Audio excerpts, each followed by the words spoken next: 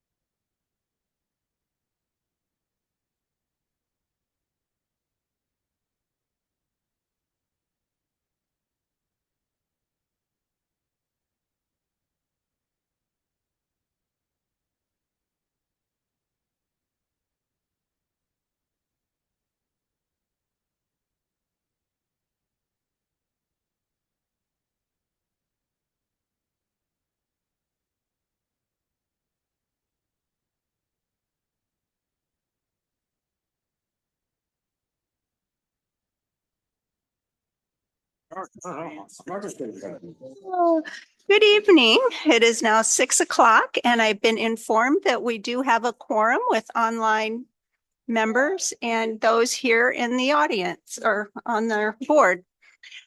Thank you for participating in our remote regular monthly meeting of the Kitsap County Park Advisory Board meeting. We will do our best to facilitate a smooth meeting with public participation and ask that everyone be patient as we navigate this electronic platform. We have two formats for participation, the Zoom web application as well as teleconference. Before we begin, I want to review some guidelines and general instructions for the meeting. Please silence your communication devices, such as your cell or desk phone. This will ensure that we are not hearing any feedback or causing interruptions during the meeting. During the meeting, all participants on Zoom, except for board members and county staff, will be placed on mute by the host. That means that you will not be able to mute or unmute your lines manually. The chair will announce opportunities for public comment, which are included on the meeting agenda. And for those on Zoom, if you would like to make public comment, please click on the raised hand feature to signal that you would like to comment. The sound will be unmuted, and the internet participant should announce their first and last name before speaking. The participant will be called upon to speak at the appropriate time. For those calling in using a phone line only, if you would like to make public comment, please dial *9 on your keypad to signal that you would like to comment. The last 4 digits of the call-in number will be announced, and call-in participants should announce their first and last name before speaking. The participant will be called upon to speak at the appropriate time. Please note that you can hang up and/or leave the Zoom meeting at any time. We please ask that everyone adhere to the speaker time limit of 3 minutes per person and to treat others with courtesy and civility and respect at our public meeting. Profanity, discriminatory comments, or obscene gestures are prohibited. Disorderly or unruly or aggressive behavior that infringes upon the rights of others or disrupts the good working order of the meeting is also prohibited. Any violation of the rules can result in your mic being muted or video feed shut off, or you being dropped from the phone or Zoom meeting lines. Thank you for listening to these instructions, and now we will proceed with our regular agenda. So, thanks everyone for coming. It's always nice to see a crowd of people interested in our parks. Let's take a few minutes to introduce the people here. Let's start with Lisa. Lisa Hurt, North Kitsap. Linda Berry Mare, North Kitsap. Larry Walker, South Kitsap. I'm Dawn Doctor, your chair from South Kitsap. Jessica? Would you like to introduce? Oh, thanks. Yeah, Jessica Rice from South Kitsap. And Jen? Hey there, Jen Skalbeck, also representing North Kitsap. Did I get everybody up there? Okay. How about we start with Alex down here then? Alex Wisniewski, Parks Director for Kitsap County. Michelle Philly, Project Manager with Public Works. Thank you. And online we have Alex Hardy. Hi, I'm Alex Hardy. I'm the admin and event supervisor. And do we have, is Chuck on there? Do you want to introduce yourself? Okay. Oh, all right. Well, thank you, everybody. Let's see what else. Everybody should have read a copy of last November's meeting minutes. Were there any corrections?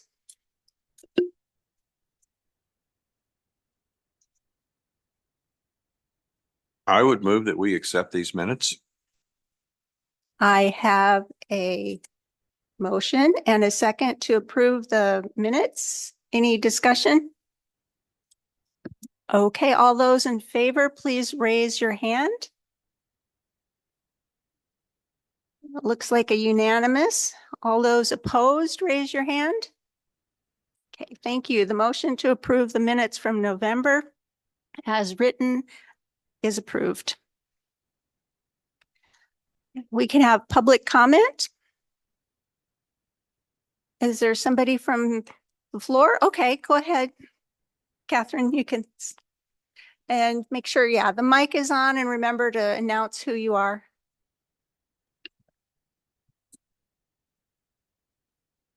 Okay. I'm Catherine Ander. I am a parks volunteer. I'm the lead volunteer for Coulter Creek Heritage Park.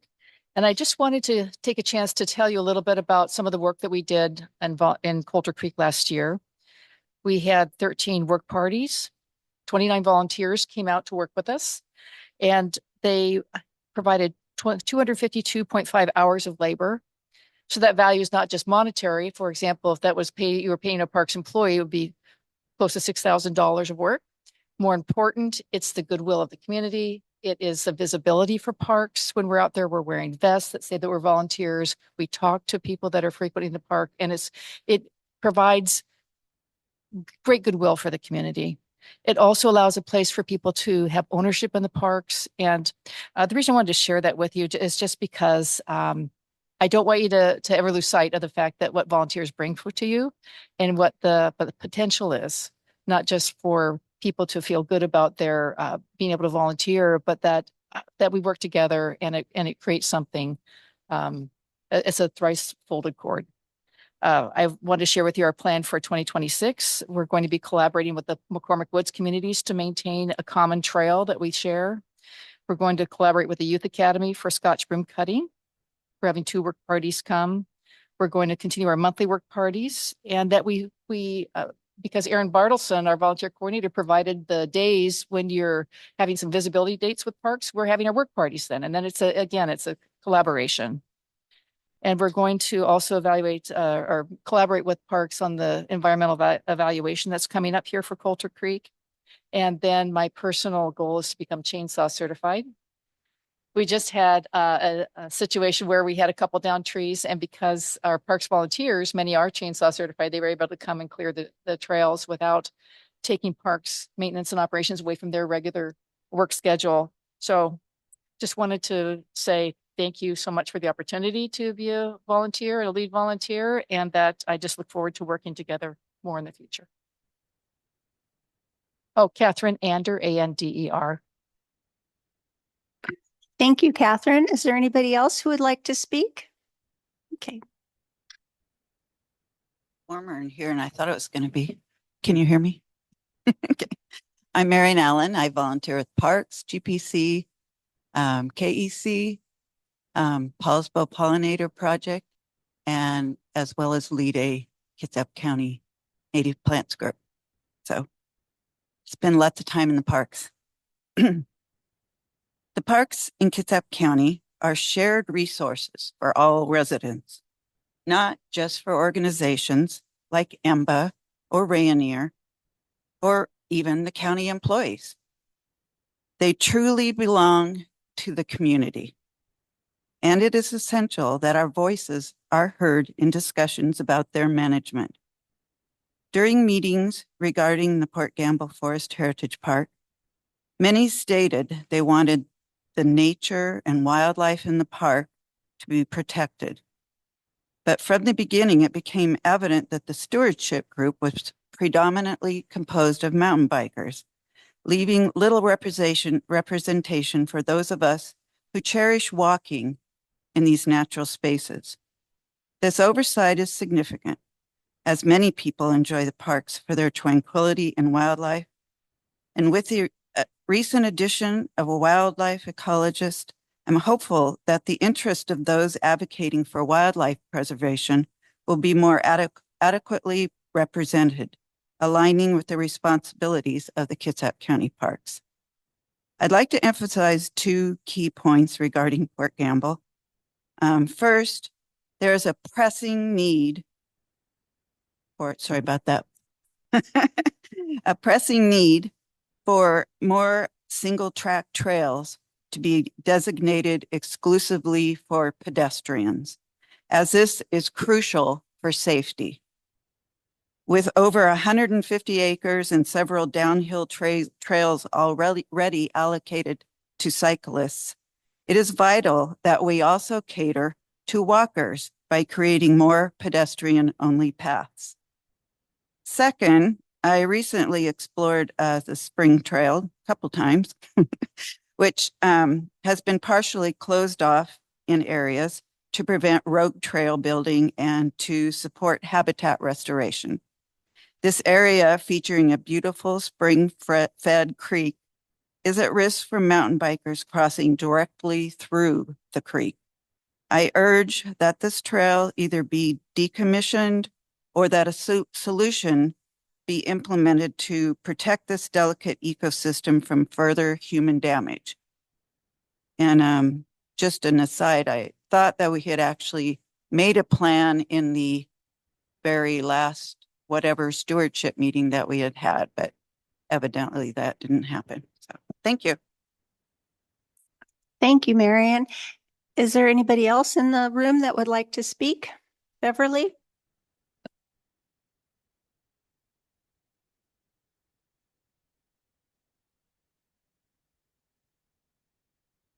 Hello, I'm Beverly Parsons from Hansville. I'm part of the KEC group that sent a written comment to the Parks Advisory Board and to Alex. Alex, was that distributed to everybody already, or so they have it? Okay, so I'm not going to go in detail, but I just wanted to pull out a couple of comments there and highlight a few things. As that memo suggested, our real concern is about the management of the Port Gamble Forest Heritage Park. And we're really eager to have you rebalance the rights of all human visitors and the protection and restoration of wildlife and their habitat. Marion has made some reference to it, the disproportionate dominance of mountain bikers and their organized activities in the park need to be rebalanced with all the other human visitors, and we go into some details about possible ways of doing that. I'm just going to skip down to one of the later points that we make, and that has to do with finding this balance so that we can start to really restore wildlife and habitat. And I was interested in this topic and especially wanted to bring to the attention of the PAB, if you aren't already, you're probably aware of it, but I just wanted to suggest, I attended the meeting that the Parks, or Alex and the other Parks Department people did for the Board of County Commissioners this morning. And I was able to listen in, and it's really valuable to hear what the commissioners have to say in the discussion, because there's a lot more discussion there. So I just wanted to encourage PAB members to attend that meeting. And the other meeting I would encourage PAB members to attend is the Planning Commission meeting.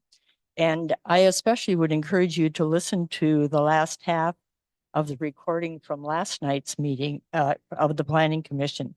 Heather Cleveland and Cecilia Olson talked about a planning process survey that they're doing and that they're working on ways of engaging planners in the departments that have fewer planners, such as the Parks Department or the Public Works.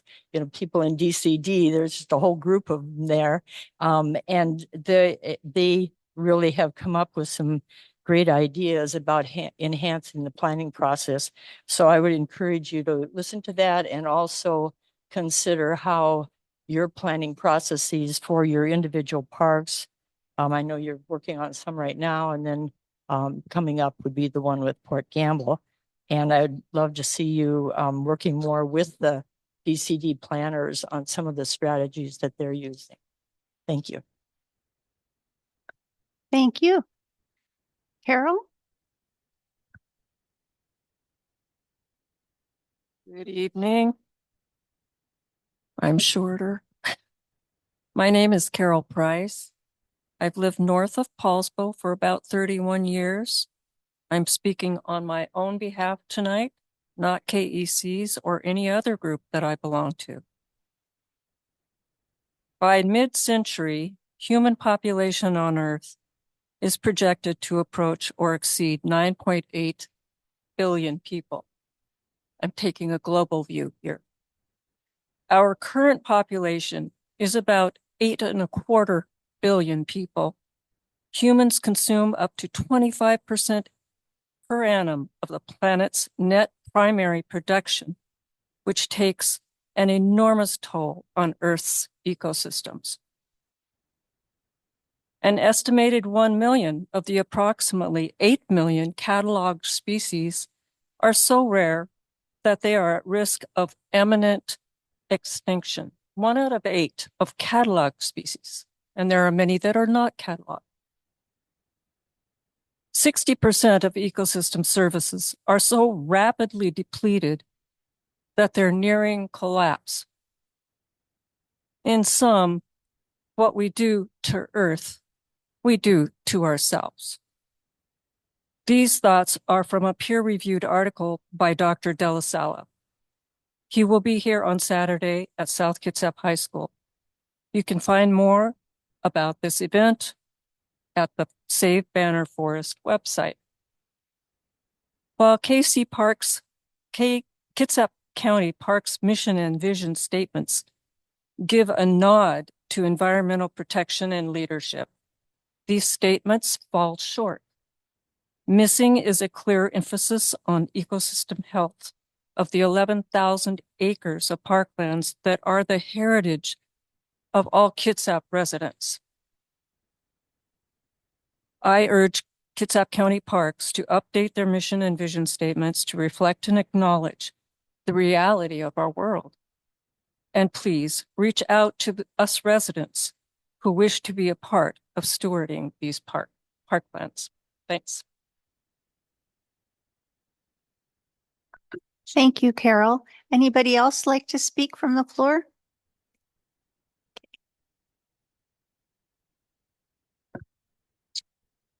Hi, my name is Alan Marshall. I think I can be heard okay. I raise sheep and trees in my small farm in Southworth. I have literally raised and planted hundreds of trees and have a passion for forestry, hundreds of trees in the last year in the Kitsap County area. I wanted to mention 2 things, but first, I just want to say thank you to Alex and all park staff for everything that you do, and everybody else that is volunteering in their various capacities. Thank you. I would like to just re-emphasize what Carol mentioned, that our group, the Friends of Banner Forest Heritage Park, has invited a world-renowned expert in forestry to speak, Dominic De La Sala, on healthy ways to manage forests, to keep it short. He's speaking at 2 p.m. at the South Kitsap High School. We are going to attempt to record it for those that are going to miss that. And we would probably try to post that onto our Save Banner Forest website when it's over.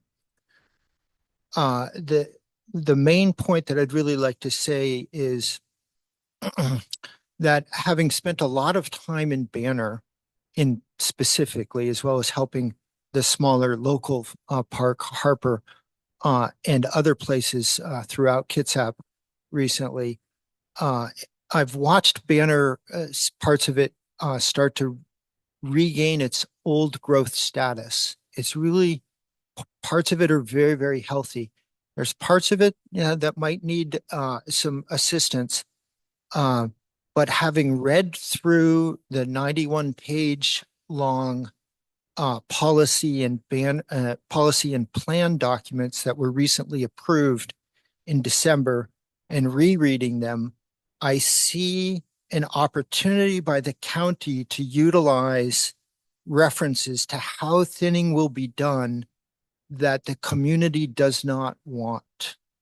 So I'd like to explicitly say from our status that we do not want any heavy equipment used for thinning. Sure, hand thinning by chainsaws where absolutely necessary may be needed. That's understood. I'm not a forestry expert, although I'm gaining creds there slowly. No heavy equipment used for thinning. No road expansion or construction in the delicate ecosystem that's there, and no commercial extraction. Thank you very much. Thank you, Alan. Is there anybody else in the room would like to speak? Hi.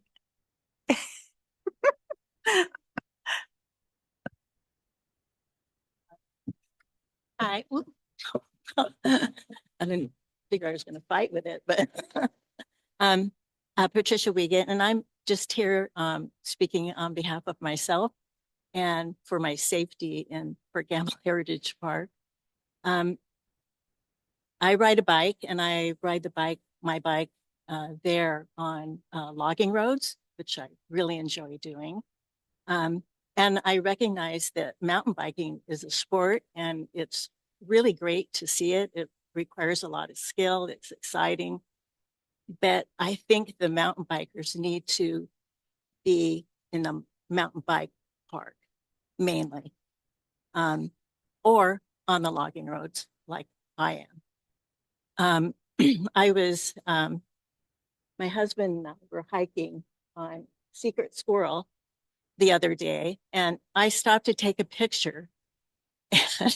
And my husband was out here, and he said, "Watch out!" And I turned and looked, and two bikers were coming around the curve.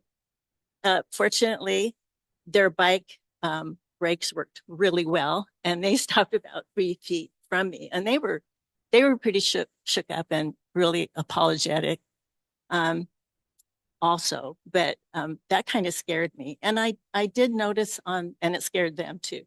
I did notice on that trail that it's been modified for like practicing a mountain bike sport, getting ready to, go to the big time up in the 177 acres. And I just don't think it's appropriate.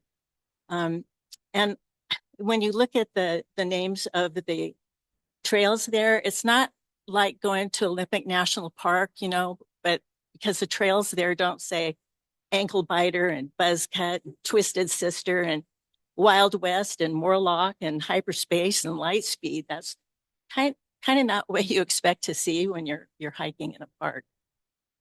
So I just like to encourage you to have speed signs, maybe limit bikers to the 177 acres or the logging roads. I would be really appreciative of that. Thank you. Thank you, Patricia. Joe, did you have a comment? Thank you.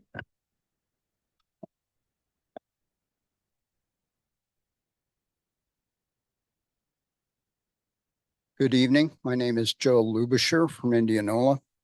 me get your attention by a strong statement that you may not totally agree with, which is Parks is completely out of compliance at the Ranger Corridor with both respect to the Critical Areas Ordinance, with which I've done quite a bit of work the last few years, and also the Forest Practices Act. In 2016, Parks published a forest stewardship plan for Port Gamble. And they had engaged Wild Fish Conservancy to do some work. They mapped some wetlands, one large one to the east and a long linear one to the north of the Ranger Corridor. I reminded the board and the staff of this, it's been 3 or 4 years ago now, when the framework was being discussed. These wetlands have been ignored improperly on successive occasions. The first time was when the trails in the Ranger area were redone with equipment to put in jumps and such. I think that was 3 or 4 years ago now. Parks did not tell DCD about the wetlands in the area, and so they didn't require a permit. The permit was required and it should have been done. The same thing was true of the most recent work. Those wetlands did not go away. Those wetlands created a situation where you needed a permit to do that work. And then the thinning that was done this last round, I think it was the thinning that was done at the Ranger Corridor. There were maps showing the streams. There were no maps that showed the wetlands. And that was rather inexcusable. That is out of compliance with the Critical Areas Ordinance, and it's out of compliance with the Forest Practices Act. In fact, the thinning area was right into where the wetland area was mapped. The other part of this just has to do with whether the Ranger Corridor is a specialized recreation area or not. It has never been recognized as such, either in the 2015 landscape classifications or in the landscape classifications of the draft framework. Right? But for all intents and purposes, it is a specialized recreation area. And it should be treated as such.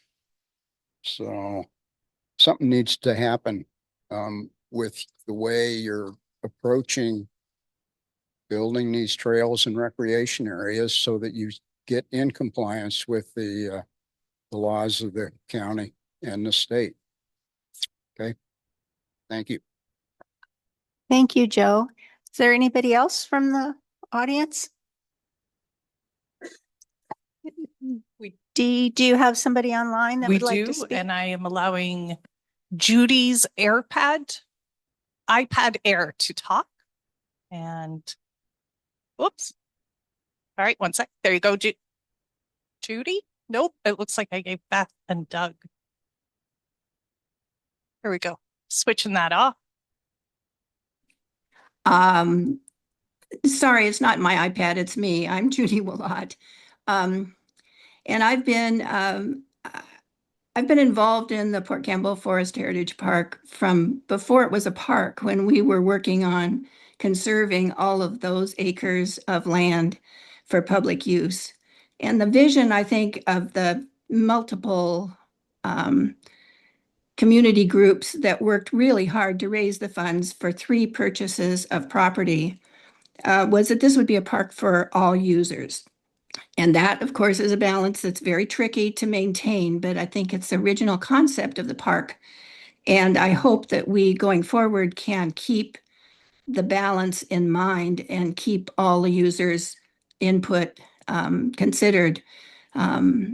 I ride a bike in the park. It's not a mountain bike. I ride on the logging roads. It helps me get around and get up the hills. As I'm looking forward to the to the new parking lot, opening up the ridge trails for multiple users with different kinds of abilities that currently have some difficulty getting into the park. I'm also a birder, and so we pay attention to habitat. There's a lot of restoration work needing to be done in this park, which is a historical logging, commercial logging site. That work is going to take multiple years, and all of the volunteer and professional work that we can apply to actually realize the goal of having this park for all users. Thank you. Thank you, Judy. Is there anybody else online?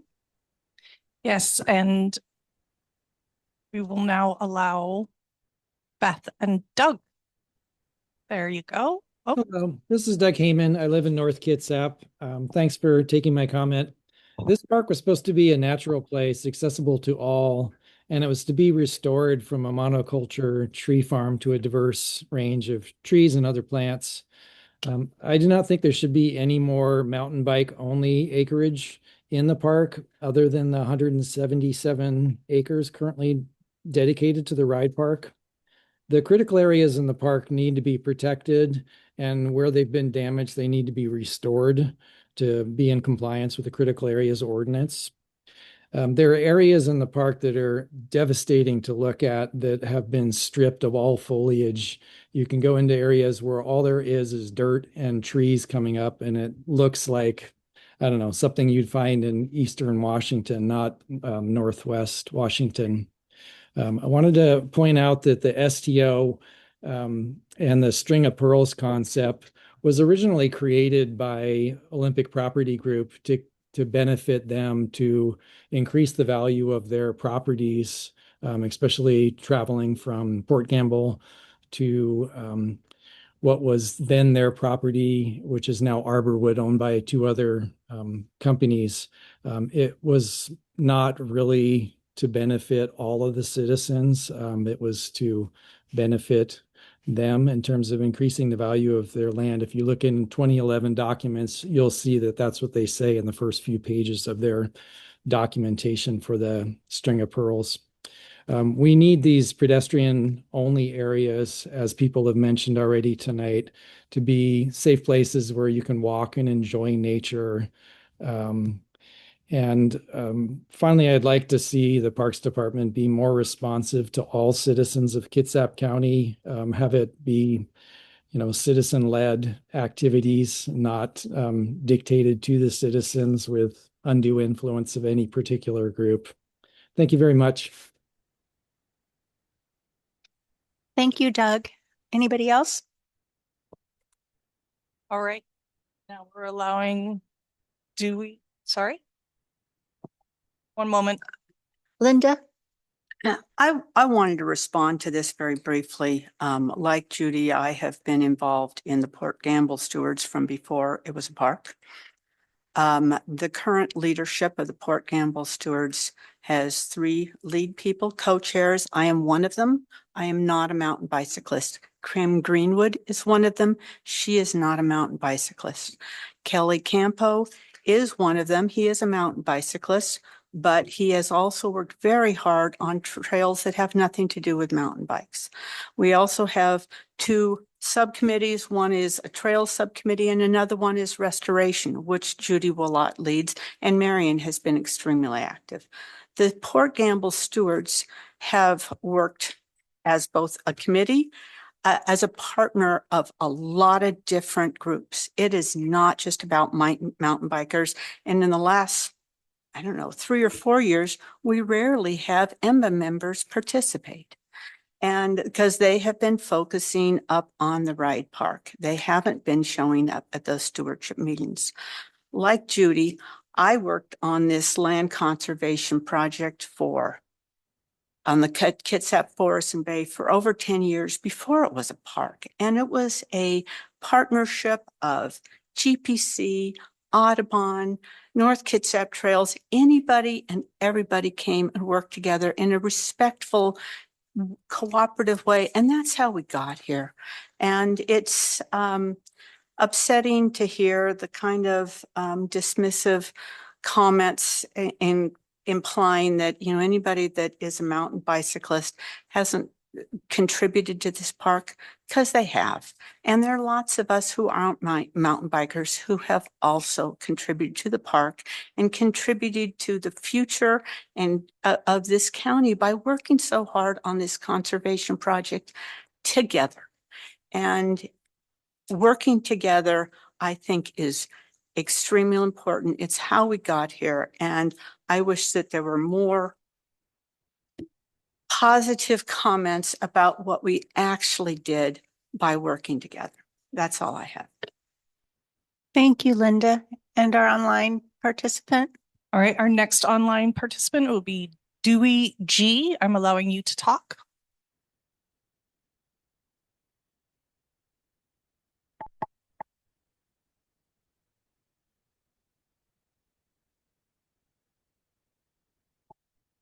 Go ahead, Dewey. You have unmuted. You are able to talk now and make your public comments.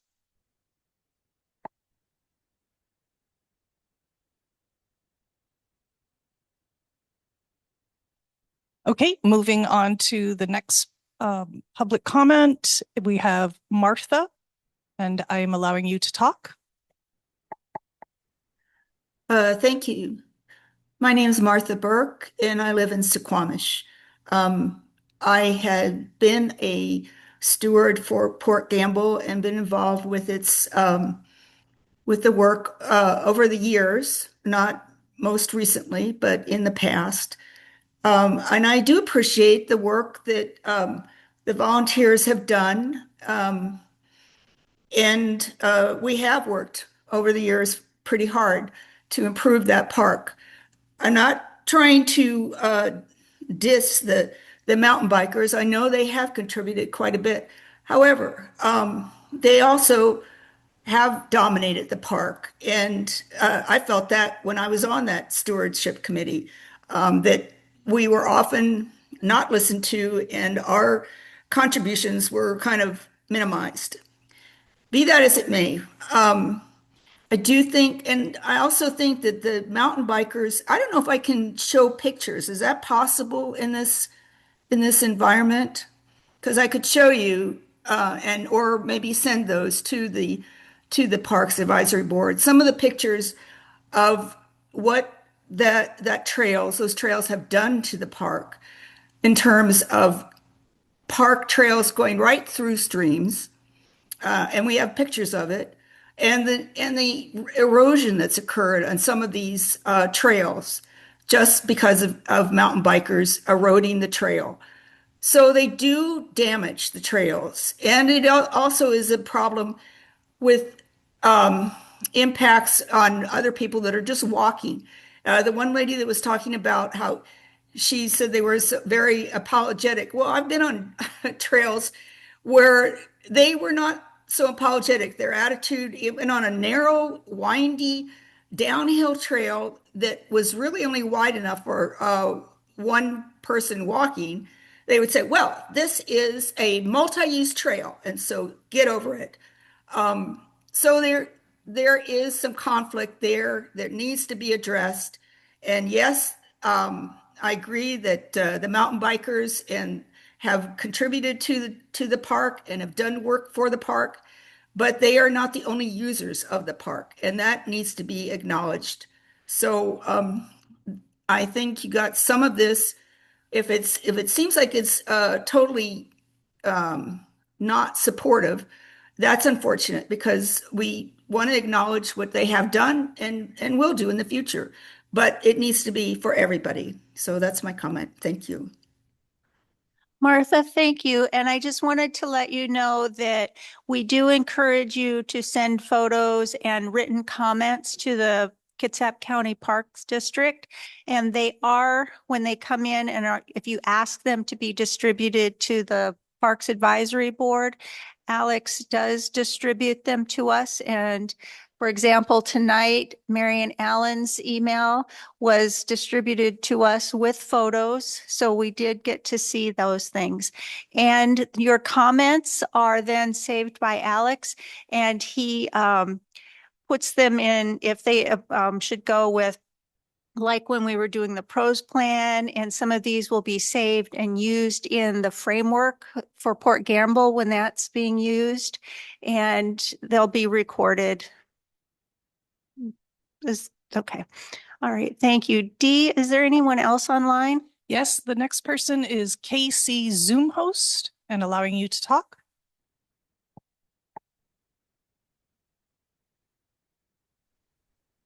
Hello, sorry for the name. This is April Ryan. I moved to Kingston 12 years ago because of its natural beauty. I am an avid hiker as well as cyclist with both a road and a mountain bike. I have experience with riding horses on trails, and I have an active dog who loves to run. This is all to let you know that I'm speaking from experiences, not just here, but from parks across the country. Having said all that, I have major concerns about Port Campbell Forest Heritage Park. Why? Because even though it is huge, over 3,000 acres, using the multi-use trails is often unpleasant, if not dangerous. Why? Because speeding cyclists riding outside the ride park do not yield to those walking or riding horses as the signs indicate they should. Why? Because they know there is no enforcement of speed limits or any other park regulations. The park is too large for the limited park staff to enforce anything. And as all the trails, except for the ride park, are multi-use, cyclists can go on any trail they like, wide or narrow. But cyclists are not the problem. The problem is multi-use trails, forcing very different activities in the same space, creating conflict and collisions. Multi-use trails sound like a good and equitable idea for a park, but it is the sort of like having animals and people and cars all sharing a freeway together. They will get in each other's way and accidents will happen. The solution, especially for a park of this size, is to have only a few multi-use arterials wide enough for users to pass each other safely, such as the existing logging roads connecting parking lots and primary access points. From such a main trail, a network of separate use trails can emerge. These would be narrow trails in more ecologically sensitive areas limited to foot traffic. Likewise, equestrians may prefer to have their own trails. Port Gamble Forest Heritage Park is even large enough to have a fenced off-leash dog park like the Howe Farm, something sorely needed in the North End. Then the leash law would be reasonable to enforce in the rest of the park, resolving yet another conflict. Then more of our local community, with and without dogs, could enjoy the park. Thank you. Thank you, April. Anyone else? Yes, and we will allow the next person to talk, and that is Margaret. Margaret, you can unmute yourself and go ahead and make public comment. Thank you. This is Margaret Tuft, and I'm also speaking for myself. I have not used the park so often in the last while because I used to really enjoy it, and then I started coming and felt like I was coming to a freeway instead of a quiet park. I go for nature and to walk, and oftentimes in a very contemplative way. And it's impossible to be contemplative with bicyclists rushing past. And it's changed the entire sense of the park. And it's as if nature has been put on a very back burner. And I'm not saying the people who are caring for the park are not doing, are working hard. They are. But what is our vision in terms of what the park should be?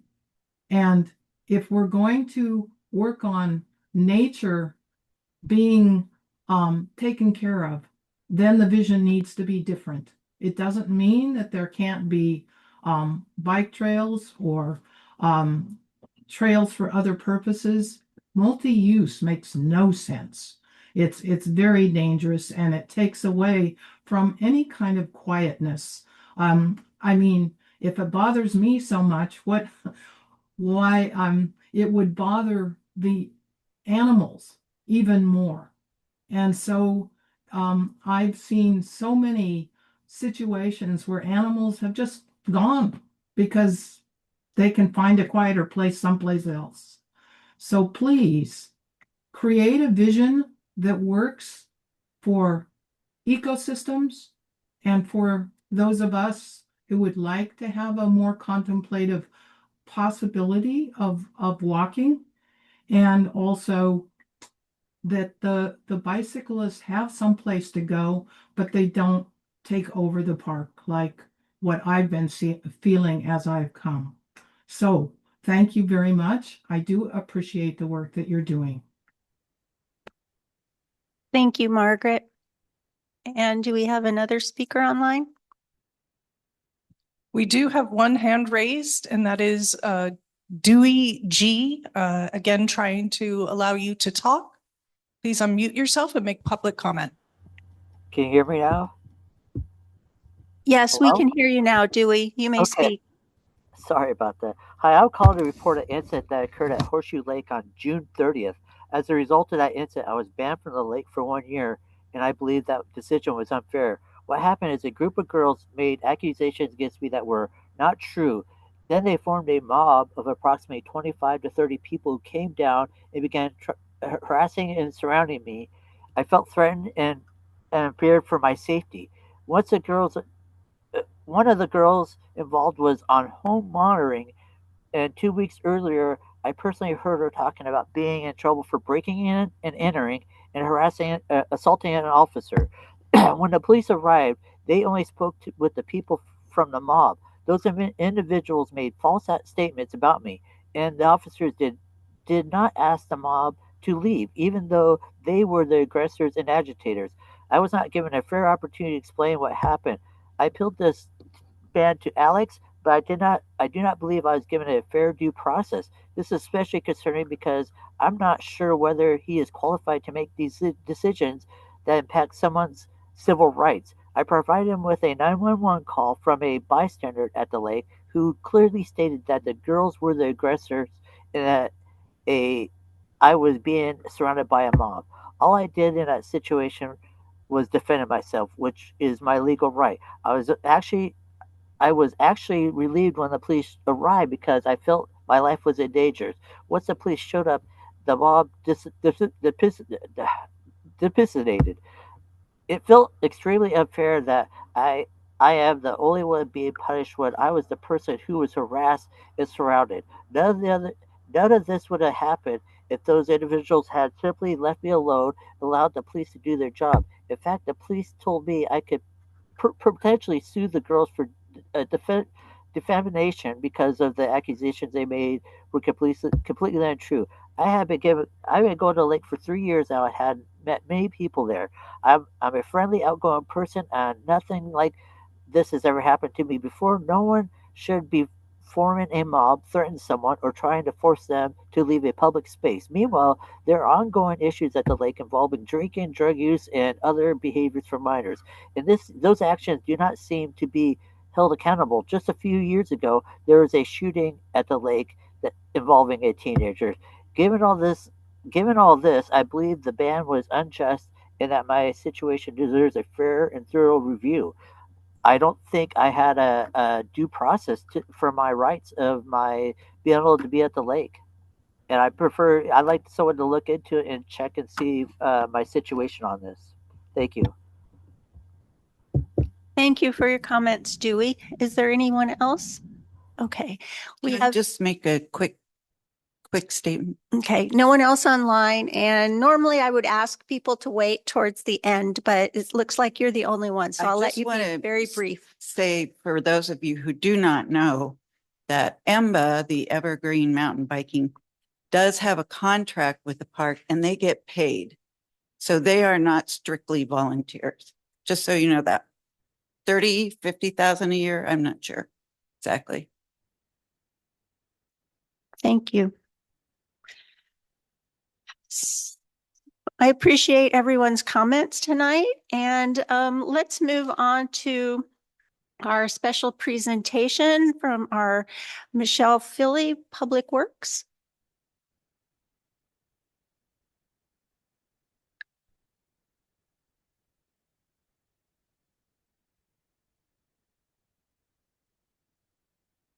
Right. Everybody hear me? Okay, we're heading south to South Kitsap now. I'm here my name is Michelle Philly. I'm a project manager with Public Works. I'm here to present on the Lund Avenue Chase to Jackson 1 project at the South Kitsap Regional Park. Is that, shoot. Okay, yeah, I'll wing it. Except I can't advance. Sorry. There we go. So why am I here? I'm here to provide information on transportation improvements to Lund Avenue between the city limits and Jackson Avenue, and to describe how these improvements may affect South Kitsap Regional Park as required by our federal funding. Project location, so South Kitsap Regional Park. This project is along Lund Avenue, so there's a couple maps here. The aerial shows a little bit more of the project limits. You might be wondering, why are we doing this odd section of roadway here? Well, it's because it's part of a bigger plan to improve the corridor. So we have 4 different phases of the Lund Avenue corridor improvements. The project I'm talking about today is in the green area, but this year we're starting with a project in the red area and then followed immediately by the blue area. So the red area is the Lund Avenue Harris to Chase improvements, which is going to include a roundabout at Harris Avenue and then road improvements to the east. And these improvements are bike lanes, sidewalks. There's going to be a median in the center. There's landscaping going in, and then, yeah, the roundabout to help with capacity and traffic flow. And then we're just trying to improve overall the non-motorized access to the corridor. The next project in the blue area is the London Chase roundabout. So that's at the entrance of the South Kitsap Regional Park. So we're going to be improving that a lot more for access. The entrance is going to get a new sign that's similar to the one at Jackson Avenue, the concrete one. And then we're going to add a few other amenities like a gate and things like that. Following that, in 2027, we have the Lund and Hoover project, which is another roundabout, and that's adjacent to the Port Orchard city limits. So that will just connect everything. And then in 2028, we have the project I'm talking about today, which is the Lund Avenue Chase to Jackson 1 improvements, which just extends the bike lanes, sidewalks, medians, all that further to the east. We don't have funding yet to finish it all the way to Jackson, but Public Works is working on that. So we have a mix of federal funding and state funding, which is why these projects are kind of seeming to be out of order. And yeah.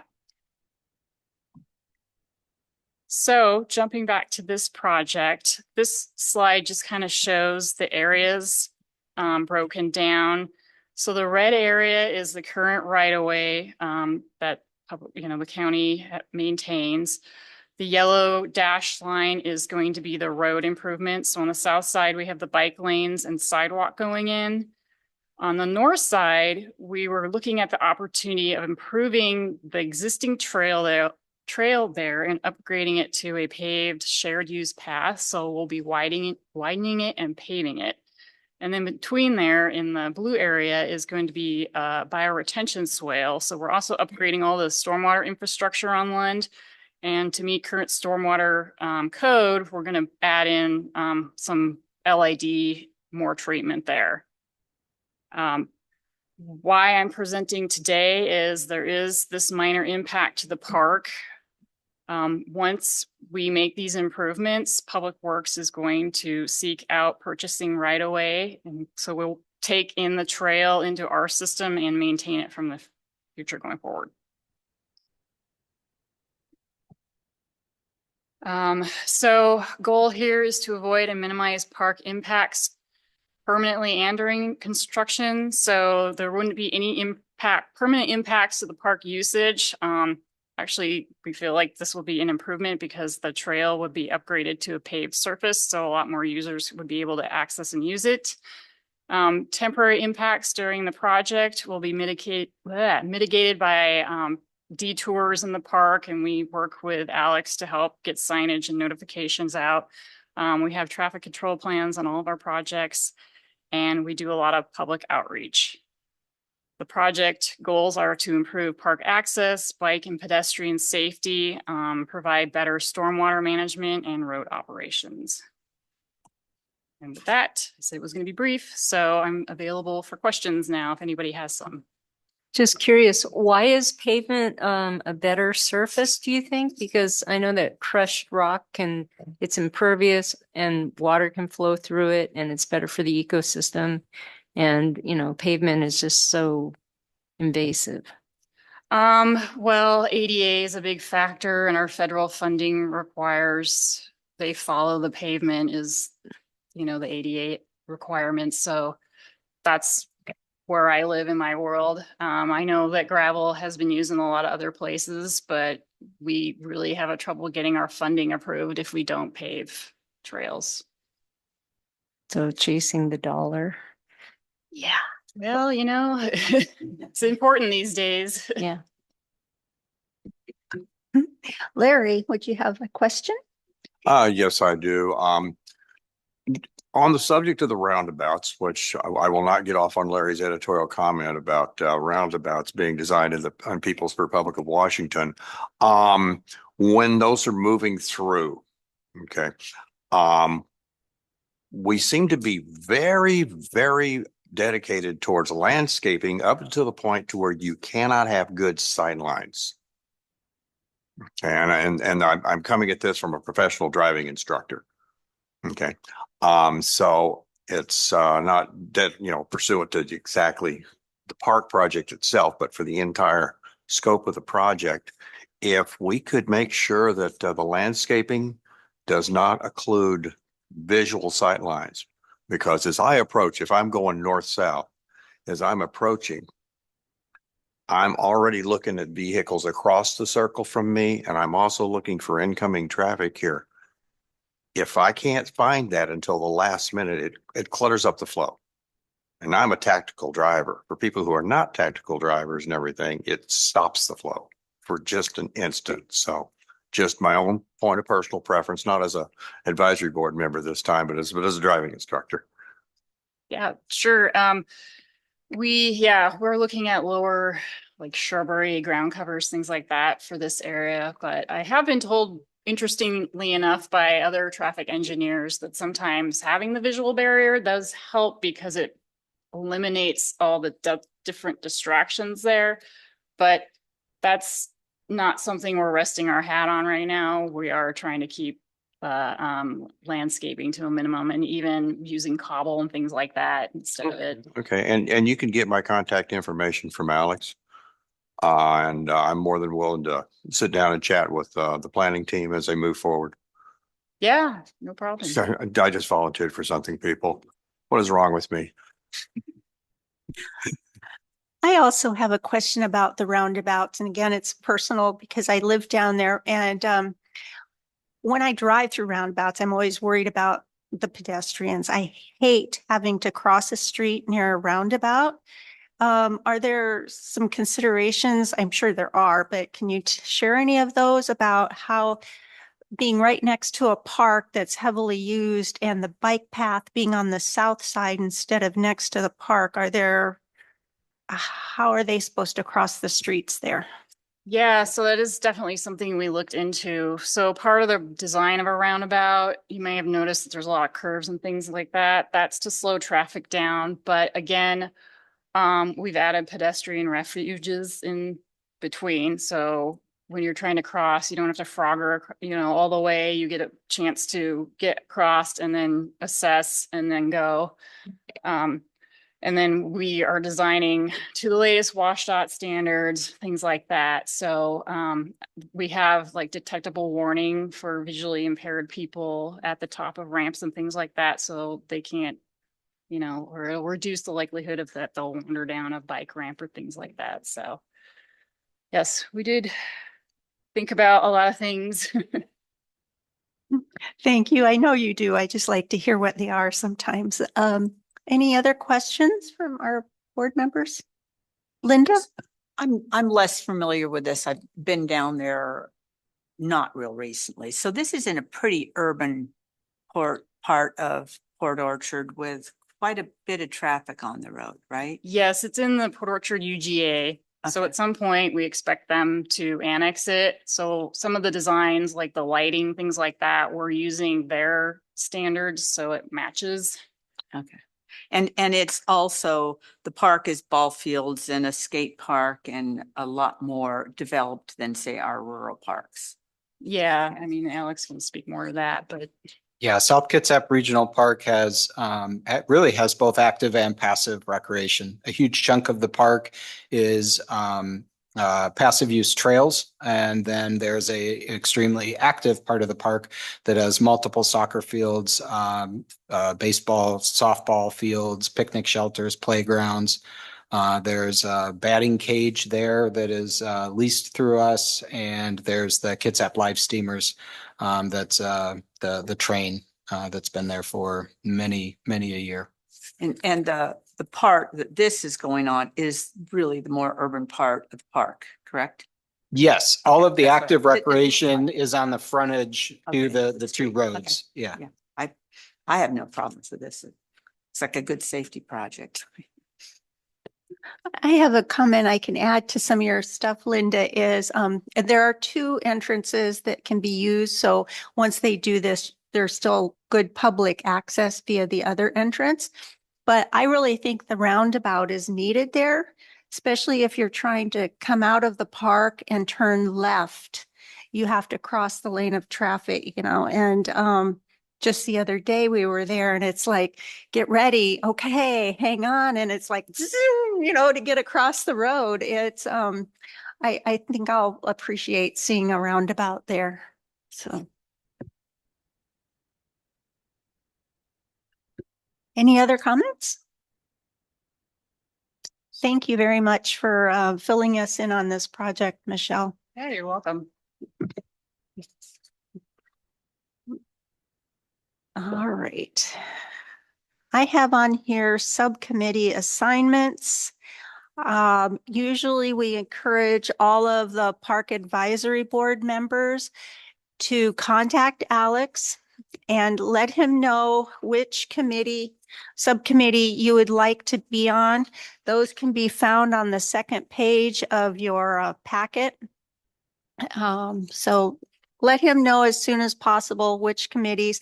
If you have questions about what happens on those committees, please talk to Alex or some other people. Go ahead, Alex. Thanks. So up on the screen are those subcommittees. These are the same 4 subcommittees that we have had for the past 3 or 4 years now. 2 of them are mandated by the bylaws of the Parks Advisory Board, and 2 of them are ad hoc subcommittees that we have pulled together for specific topics. When those come up, then we pull the subcommittee together.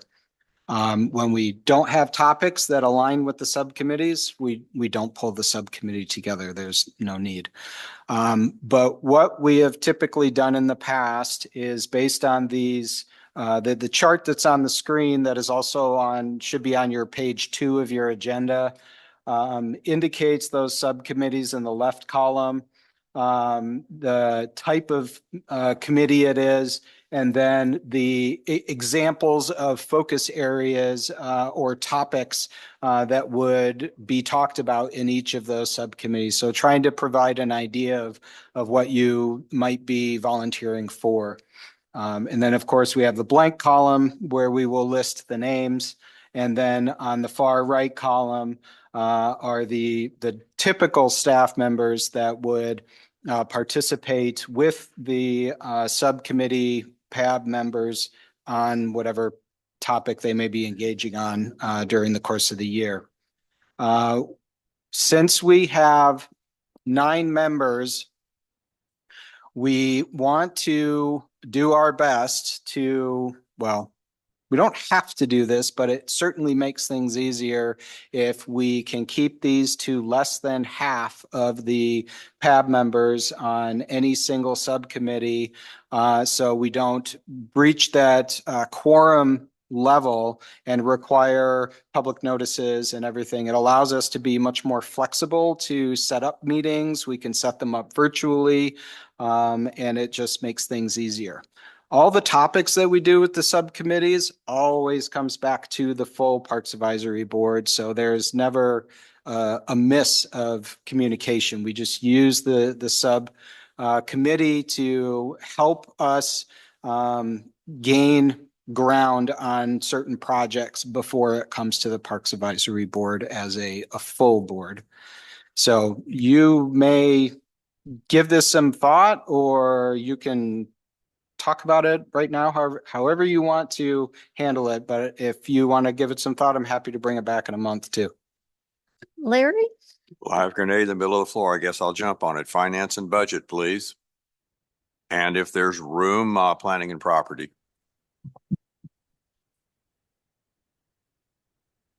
I also would like to jump on the finance and budget subcommittee, and also the community outreach and visitor services subcommittee as well.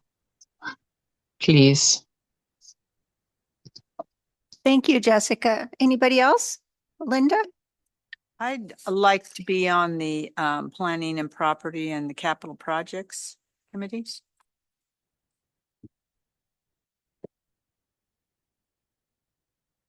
Sorry, Linda, what was the second one you said? Capital projects and parks. Lisa? I as well would like to be on capital projects and planning and property.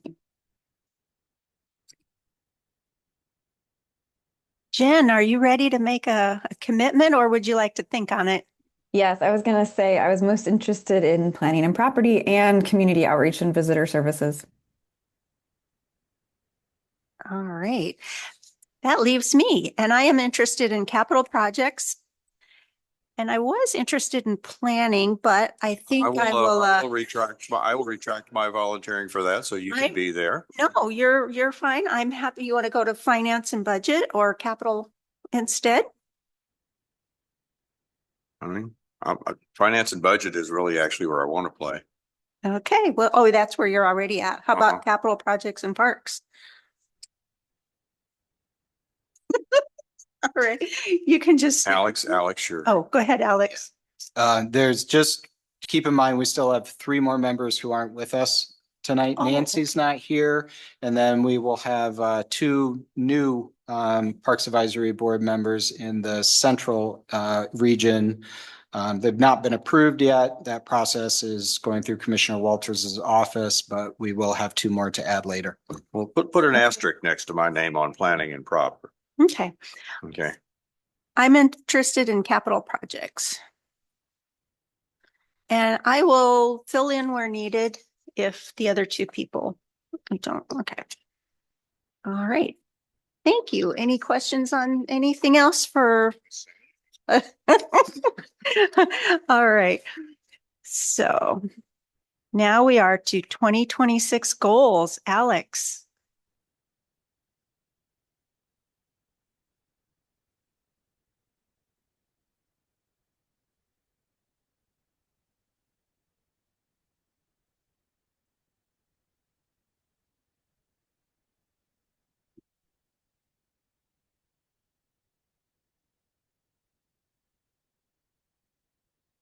We could ask Larry to sing and dance during the interim here.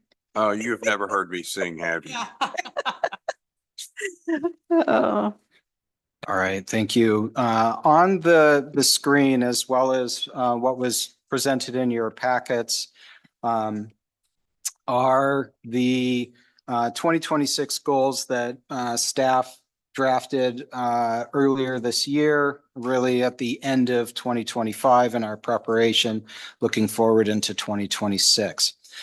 We have them arranged by the 5 different program areas that make up the department. We have administration, events, maintenance and operations, natural resources, and planning. And then within those 5 areas, we've kind of subdivided them into 2 different categories, operations and projects. And kind of the difference is operations is how we function on a daily basis, those type of things that will benefit how the department operates. Whereas projects are kind of singular focus. There is a start and a stop point to them. We actually get to an end result. So on this, I only intend to go through and share kind of some highlight items on here, or at least the bigger projects that are coming before us in 2026. I'll touch on those and then open it up for comments or questions that you may have. So the first one I want to draw some attention to, and I will be coming back to you in February with more details on this, but under administration, item in the projects, item B, Rolling Hills RFP process. So the Rolling Hills Golf Course is in the Bremerton area here, not too far from where we're sitting, is owned by Kitsap County. And under management, contracted out through the Parks Department as part of the purchase and sale agreement.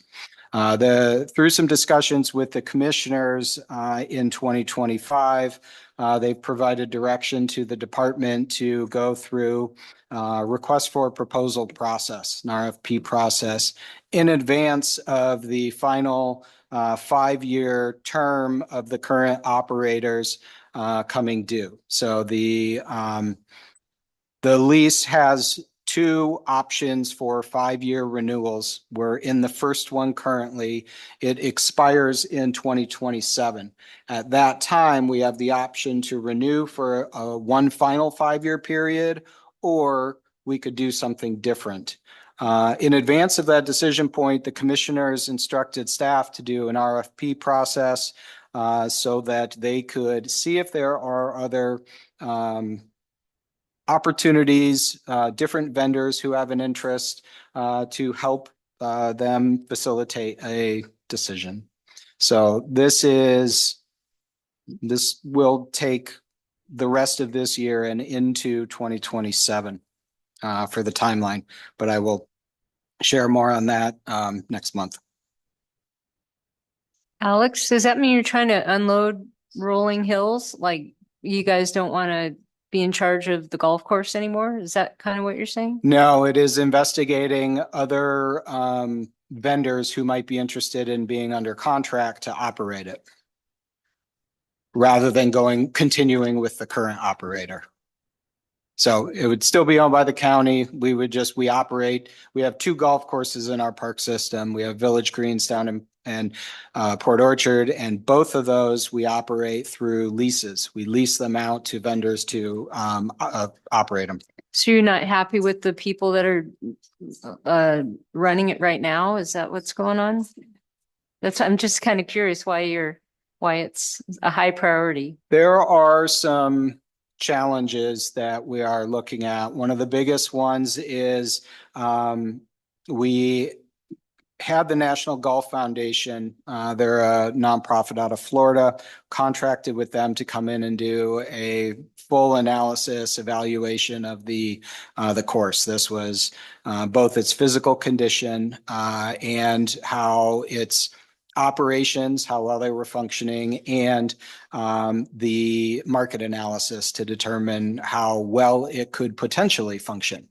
And as a result of that, there was a lot of deficiencies in the facilities, and there's a significant amount of capital improvements that need to be had. And the current vendor is challenged to rise to those needs. And so we're looking at different options. Alex, one question about that. The 5-year kick-in, the final, that's our option, not theirs, correct? We both have options within the language of the current lease where we could both bow out. So they could provide us notice ahead of that expiration, and they, all seriously, they could walk away. But no, my question was more accurately, to start up the final option, start the final, that's our option. That's correct. Okay, we have the driving force on that. Okay, that's correct. This is my former Parks Commissioner from South Kitsap brain working, and my legal brain working. Certainly. Yeah. So, yes, we have hold that decision, and that's why the commissioners want to explore options. Okay, just double checking. Yeah.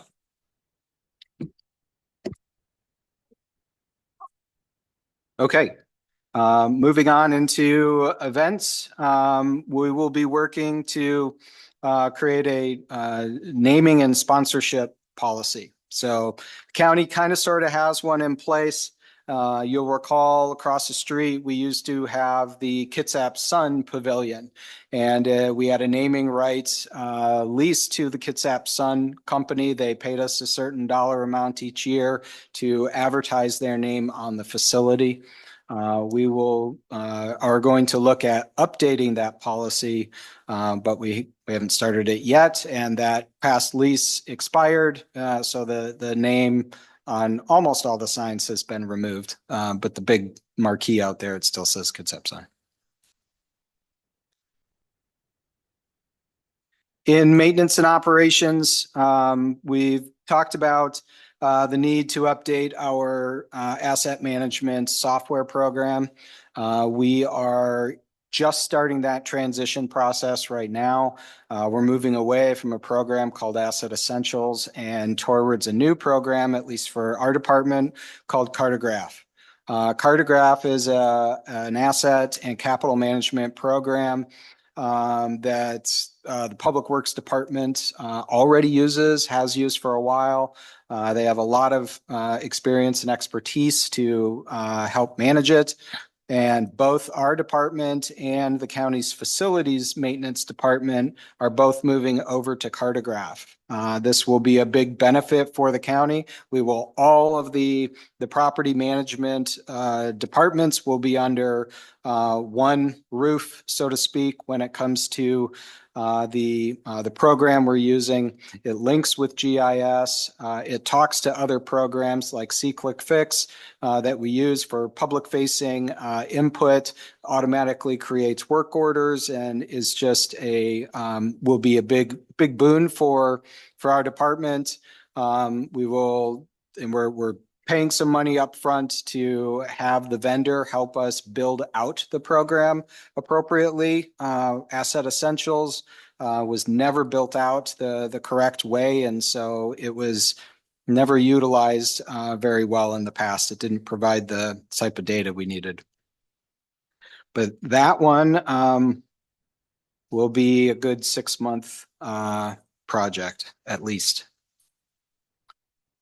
Moving into natural resources, there's 2 big projects that are currently underway or kind of sort of underway that you have heard from us and Irene talk about in the past.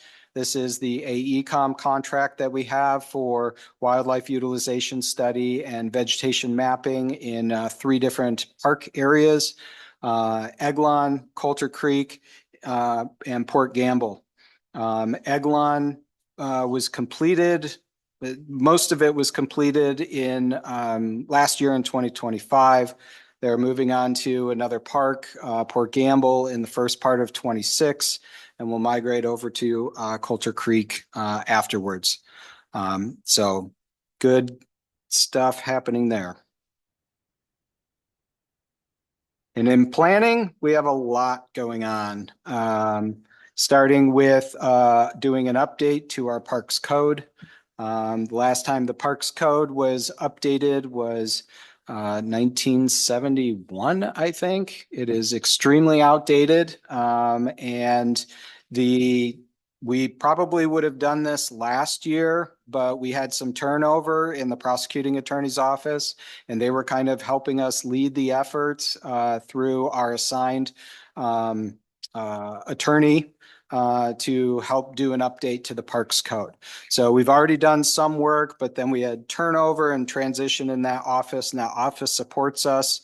So now we'll be picking up those pieces and starting to move this forward. As an example, to show how outdated our Parks Code is, in 1971, mountain bikes didn't exist. So we are extremely outdated with our park code and our park rules. Yeah, yeah. We are also going to contract to do an update to the parks impact fee study. So we collect park impact fees for new development that happens. This is intended to provide the Parks Department with capital dollars to improve the park system as the population grows. So it's supposed to create a balance where as the population grows, we get more money coming in and we can build park facilities that serve that increased population. This park impact fee study was last done in 2003. And even at that time, when it was approved by the commissioners then, they only approved it at 25% of the rate recommended by the study. That means that the dollars that we have collected over the last 20 plus years has been a quarter of what we potentially could have collected and used to invest back into our park system. So we will be looking to do an update and then take that updated study back to the commissioners and see what they might want to do to update the rate. There obviously are challenges with this that, developers don't want to see the increased rate. It increases the cost of housing. But we see it as a, potential funding source for capital projects. There was another change in state law in 2025 to real estate excise tax. So we call it REIT for short, real estate excise tax. And there's REIT 1 and there's REIT 2. And for a long time now, they have had different definitions, at least for parks departments, what we were allowed to use that funding for capital projects. Some of it could be applied to general parks and some of it could only apply to recreation centers and other things, but the two definitions didn't mesh. In 2025, they changed the definition at the state law, and basically they have gotten rid of the, both definitions now match each other. So it's one pot of money. There's no longer a difference between REIT 1 and REIT 2 with how it can be available and spent to local governments. This has created an increase in demand in the county in competition for use of the funding for capital projects, because it's not just for parks. Roads also has access to it. Stormwater also has access to the funding.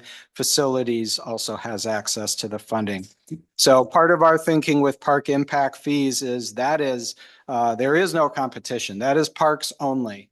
And so as competition's rising with REITs, we know that we will be challenged. So can we look in other areas to make sure that we still have funding sources to do capital projects moving forward? So that's part of the impetus on the park impact fee study. We will begin the process of updating the Port Gamble Forest Heritage Park framework in 2026. This will be premised on or began after we conclude the the wildlife utilization study that is just getting going in the park by AECom. We will, part of this, the scope for the update will be incorporating what we learned from the wildlife utilization study into the framework update. What that looks like, we don't know yet, but we will be bringing all of that together in the second half of 2026. Yeah. And there will be opportunity for ample public comment during that phase of the framework. Yes. Yes, so some of the scope items that we're looking at, one is definitely having a public engagement component to go back to the community with, probably once we've gone through some level of edits to it. But we need to take a look at, does the results from the wildlife utilization study show that we need to make changes to the proposed trail network that's within the scope of the current draft framework? Do we need to eliminate trails? Do we need to move trails? We don't want them in areas where they're providing, negative impacts on wildlife habitat. We'll also be looking at a paved STO and its impacts on wildlife in the park and habitat. And if it has and shows that there are some conflicts there, then it is going to move us in likely a different direction when we go talk with the commissioners about the Sound to Olympics Trail running north to south through the park. We're also going to be looking at some updates to the landscape classifications in there. The wildlife utilization study may have impacts on those landscape classifications. Right now, you take a look at the map and the draft framework, and there's kind of it looks like a puzzle of different colors on there that matches with the landscape classifications. All of those may change based on what we learn from the wildlife study. We're also going to be looking at user conflicts, single-use trails. We obviously heard a lot of that tonight, and we will be taking a look at that in the framework update. Where are the areas that we're having problems? And where are potential solutions if we do move in the direction of pedestrian-only trails, which seems generally logical that we're going to go there. Where are those trails? Which ones make the most sense, and so forth. So, Jen has a question. Go ahead, Jen. Thank you. Just a question for Alex about some of the way that some of these are worded. I'm curious about metrics. So some of the way these are worded isn't very measurable, like begin update. I'm curious, like at what level will you consider that it was a success this year? And there was a couple other ones like that too. One that stood out to me was volunteer, it was up under the admin, continue to refine volunteer program operations. And I'm just curious, are there other documents underpinning this one where the metrics are a bit more teased out so you have a better sense of like, did we accomplish this or not? well, when we begin the framework update, we could check that box really. But ultimately, the plan is that we anticipate the framework update is likely going to extend into 2027, and that's when it will get completed and brought forth to the board for review and potential approval. So we didn't want to complete the framework on there in 26, knowing that it's going to roll into 27. So that's why we just put begin on there. For the volunteer program, we are working on a timeline for improvements to the program that we want to make. That is likely a multi-year process. We don't have that teased out very well, so we just kind of we're continuing to work on it, but we can't say specifics because we haven't gotten there. We haven't defined them yet. Okay, understood. I think Linda has a question. Typically during our meetings, we don't allow comments, but we do have a comment period at the end. So I'm going to ask you to hold it till then, please. Linda? I wanted to make comments on kind of two different things. One, the sharing the REIT money with stormwater roads and capital projects, I think is a huge deal for parks. And I know a couple of years ago, county they did a similar study on impact fees for stormwater, and they didn't vote to increase stormwater fees. And that meant that roads was covering the stormwater costs. So, all these things work together. If you've got roads covering stormwater costs, and now they're going to be drinking from the same trough as parks, it's pretty problematic because there's just less and less money for parks. But that said, I did want to express interest in maybe the finance committee, because I think that that's going to be a really important issue moving forward, because I'm worried about that.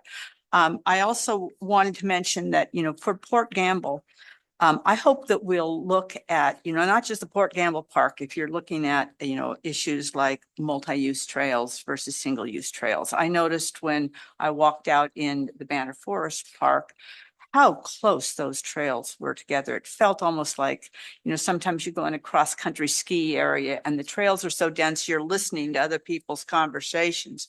And Port Gamble is a big park. Yes, there's a lot of users in it, but it is so enormous. It'd be really helpful to have, when you're talking about metrics, kind of the density, the trail miles per acre or something like that, so that you had a metric to compare it to. Because early on, when we were looking at the question of shared trails or multi-use trails in Port Gamble, one, there were less users. There is no doubt there are more mountain bikers there now than there were 10 years ago. Sure. It's just true.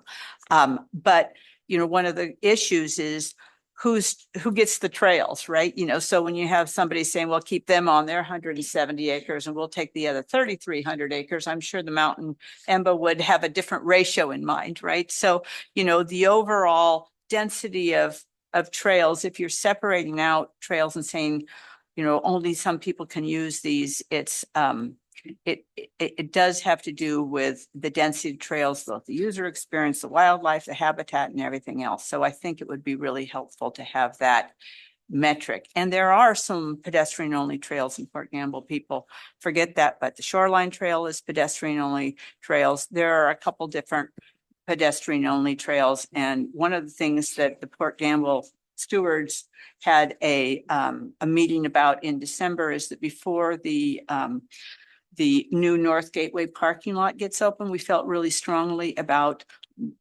creating a barrier to bikes at Tessa's Trail, which and that work be done, and that be signed very clearly from top and bottom that it was pedestrian only, no bikes. And I know that the people that are out there working with Aaron now as volunteers are mountain bikers who are working to block that trail off and sign it as pedestrian only. So I just thought I'd share that.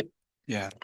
Thank you, Linda. Lisa, did you have a comment? Yeah, I was just gonna comment on Linda's comment that the fact that that's 3 trails in all the park, whereas the ride park plus the ranger corridor, which I've just recently become aware of this amendment contract that happened in during COVID, that basically gave the ranger corridor to EMBA under the condition of unsanctioned trails being built in the ranger corridor. They were the ones building them. So anyway, they got rewarded by getting the ranger corridor, which then blocked it off to all the pedestrians, which that used to be my favorite trail. And then now they're getting paid to maintain it. And that was one of my questions about what you're going over right now is under department operations, it says contracts, complete contracts. Well, I know that their contract ended in 25, that $30,000 contract. Are they going to continue to get their $30,000 every year going forward? It's been renewed for 2026. So you've already renewed it. Yeah, we also renewed a $35,000 contract with GPC for trail maintenance of Clear Creek. GPC, not WTA. One other item I want to add on to the scope of the framework update, and Joe, you get full credit on this one because it's something that you have mentioned a couple times that kind of stuck in me, and I wasn't quite sure what to do with it, but I really liked where it was going. Was taking a look at carrying capacity of a park and balancing out the recreation and development side with the maintaining a natural resource grounds for wildlife habitat, et cetera. So that is a piece that we are building into the framework update, and we're trying to find the right consultant to help us through the process, and hoping that that will, in this kind of update with the framework, we're kind of building the pieces and the recipe that we'll be able to apply when we do Culture Creek next. So looking at kind of carrying forth the work, the pieces, the foundation that we're building with Port Gamble, and refining those and moving them into Culture Creek. So I'm excited about that part.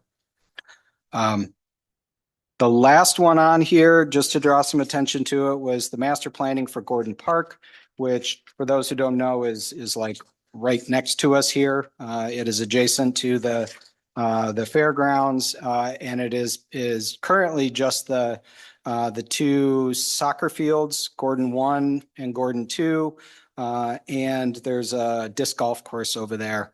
And we'll be doing a master plan effort. We've shared this with the board over the last couple months, and the contract with our consultants will be approved on Monday. So that'll be starting to move in February. We're excited for it. And that's all. Those are the kind of the highlight ones I wanted to touch on. But if there are others that there are questions about, happy to take those. Just one more thing about that contract I was talking about. It says right in section 1A that it was designed as a multi-use trail in the Ranger Corridor. EMBA is supposed to be creating a multi-use trail. So how did it end up becoming a biker only corridor? That's what I don't understand. I'll have to take a look at that. I don't recall that specific language. I have it underlined right here, so we can go over that.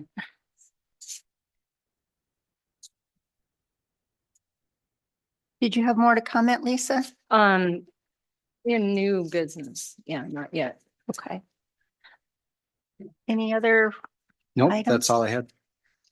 Okay. Would you like to comment now before we go into the director's report? No, I'll wait till get to the new minutes old or new business, old business part. Is that? Okay, we'll bring it up later. All right. Alex, would you like to talk about the director's report?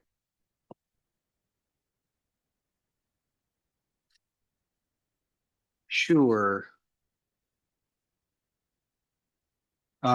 Just so you've got I'll highlight a couple things. One is we had a spell of vandalism at South Kitsap Regional Park. Currently, the restroom is closed there because it was completely ripped apart and burned, bits and pieces of it. We closed it down. We put a porta potty in its place, and that was then lit on fire and burned to the ground. So as a result, and this has taken place over the last couple months since we last met, so you haven't heard of some of this because we didn't meet in December. We have started security patrols in the park. So a year and a half ago, we started security patrols at the fairgrounds because we were having a bunch of break-ins into the buildings across the street, mostly the fairgrounds buildings. They're old barns and don't lock up very well. And so we have now extended those security patrols down to South Kitsap Regional Park and at the county's IT department. built one of those trailers that has the arm that goes up with the security cameras on it. We installed one of those at the park as well, right where the bathroom is, because we don't have cameras there otherwise. And it was tipped over twice. And now it's broken, and hoping to get repaired soon. But it's been pretty quiet over the last couple weeks, so fingers crossed that we are past that spell of bad news. On some very good news, we are in the throes of reviewing applications for the wildlife ecologist position. This is a position Irene is hiring. The position closed on the 19th, so just 2 days ago on the Monday. We got over 200 applications, and over 100 of those made it through the HR screening. So kind of who meets minimum qualifications, and then that gets passed on to staff for our evaluation. And Irene is up to her nose working on that. And we'll get to interviews shortly after, but there's some very qualified candidates that we're getting. So we're pretty excited about the potential. We also have a really good project going on right now at Point No Point. Oh man, you all missed this because we didn't have the meeting in January. Point No Point is open. Contractors are out. The barricades are gone. We had a grand opening, or kind of a reopening, on December 20th. It was an event that the commissioner really wanted to have. It was the invitation list was relatively small. It was really focused on the Hansville community, and she really wanted to say thank you to them for putting up with 3 years of that park being closed until we were able to reopen it. So the park is reopened. Big hats off to Public Works and their project management and the design of the park. It looks great. So we are excited for that. Also on the Point No Point, we are working with the DNR right now. They have a program to remove creosote logs. And they are removing creosote logs at Point No Point from the eastern beach. So not the northern beach that was over top, but the eastern beach that faces more kind of towards Seattle-ish area. And to date, they have removed 10,000 pounds of creosote logs from the beach. They're not done yet. They still have a few more to get, and they'll be coming back in about a week to complete the project. But really excited about getting those off the beach. And that was it. Those were the primary ones I wanted to talk about. So thank you. Thank you, Alex. Are there any questions about the director's report from those of you online or here in the room? Just congratulations on the Point No Point project. I mean, you were totally down to the wire with those last approvals from, I guess it was Department of Ecology or something, but huge, huge task in getting that done. And I think that's such an important park for the community. So really glad to see it completely open. Done. Thank you. Thank you. Appreciate I it. agree with Linda, and besides the brickwork there looks great. I mean, the whole park looks great. Yeah. So yeah, you did a great job. Thanks, Lisa. Appreciate that. All right, thank you. Subcommittee meetings. We have not had any subcommittee meetings. Lisa, did you have something you wanted to bring up as a new business? Oh, well, and this wasn't really, well, it could be new business, but it really was old business. But I wanted to bring up Springs Trail again, because I brought it up 2 years ago and it seems to be resurfacing. But I've been up on Port Gamble Forest a lot recently, and that trail, or the stream, is getting eroded. And I have pictures from 2 years ago and pictures from today. And it's a huge, it used to be a nice little cut out stream. Now it's like this huge swath of bike treads and tracks through it. So, you know, when you think about bike tire tread in the water and it's a stream and it's just, and right here it says Washington State Forest Practices Act, that there are restrictions on activities that can occur in a wetland, water body, or stream.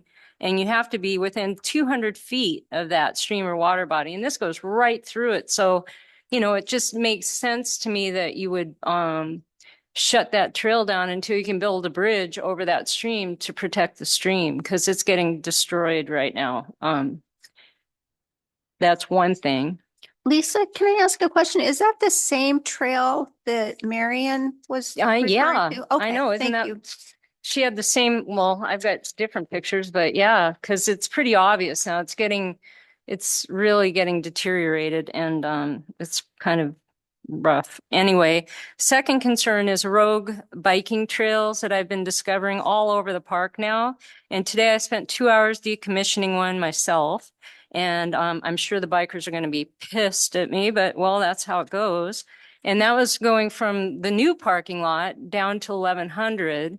And it was a, you know, very groomed, very established, lots of jumps and corners. And it was like right next to Hood Ranger Corridor, next to Mycelium. Again, all these like downhill courses that, you know, again, we as walkers would like to have, but you know, you try to walk on them and you get run over. So anyway, you know, you had a sign, Parks put a sign because it said Parks sign, and it said revegetation area, please keep out. And that was at the top and at the bottom, but there was no sign whatsoever of anybody trying to decommission the trail. So it's like everybody was using it anyway. So, you know, I took it upon myself to just start. So I did. And yeah. So, and I did want to bring one more thing up about EMBA and about apps like Trail Forks apps and things like that. They've basically infiltrated those apps. So if somebody was like wanting to mountain bike at Port Gamble Forest Heritage Park and they type in that, I want to mountain bike there, they've like put in all these routes for the park. And so there's one called the Big Enchilada. It basically takes you on every single trail of that park. And so no wonder why these bikers are everywhere, because you can't get away from them now. It's, you know, and I'm really good at finding little private trails because I don't like, you know, to be bothered, but it's getting harder and harder. And yeah, so I did want to bring that up. Thank you. Thank you, Lisa. Did you have any comments? No, I mean, Okay. we have, you know, a bridge as a capital project over the Springs Trail on our project list. And I don't know anything about the apps, but I'll take a look at it. Came Wild West, and it's a huge trail now, and there's all sorts of rogue trails being shot off of Wild West too. So again, you're not up there seeing this, but you know, again, the bikers, they create, you know, it's almost like a deer path. And then next thing you know, it's a walking path. Then next thing you know, it's a biking path. And then before you know it, it's an established bike ramps, corners, jumps, and it's you know, it's trashed. So once again, you get another, like the trail I decommissioned today didn't even have a name. So Duck Trail is one that they gave a name. You know, there's just a bunch of trails up there that they're naming, and it's not part of the, you know, the park plan, and it's not part of the you know, they're not supposed to be building any new trails from. Sure, but yes, enforcement's really hard. Right. So we have decommissioned trails to around the mycelium area, north of the Ranger Corridor, a bunch, and I believe that's when those signs were put in. So we're doing the best that we can. We're working with Alex's texting me. She's indicating we're working with the stewards too. They're closing some of those trails down, and you know, we'll do our best to educate. Beyond that, it's a challenge. So it's up to us to just do it. So, okay. I mean, you know, makes sense. I mean, I would encourage you to also go lobby for more money and staffing for the department so we can do more too. Sure, okay. I always do that, yes. Okay. Go ahead. Linda? Go ahead, Linda.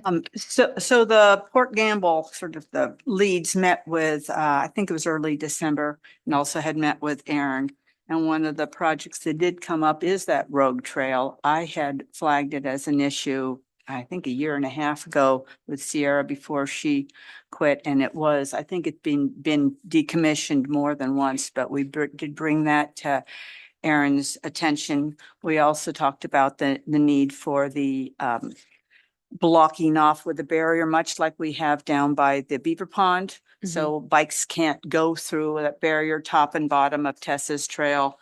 Talked about the need for those You Are Here maps, which we've been waiting for quite a while, but also had brought up in that meeting that same, I know that there was a discussion back, at least a year and a half, maybe even two and a half years ago about the need for putting a bridge and down, and I'm not sure if it was Springs or right near there, but there was supposed to be a bridge and that would need permitting to go through DCD.